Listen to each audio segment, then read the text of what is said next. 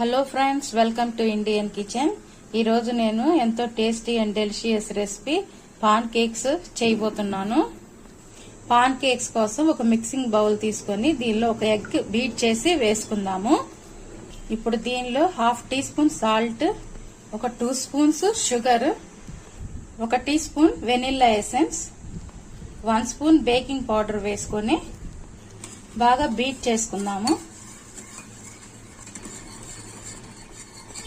ఇప్పుడు దీనిలో 2 స్పూన్ల ఆయిల్, 1/3 కప్పు పాలు, 1 కప్పు మైదా వేసుకొని బాగా కలుపుకుందాము.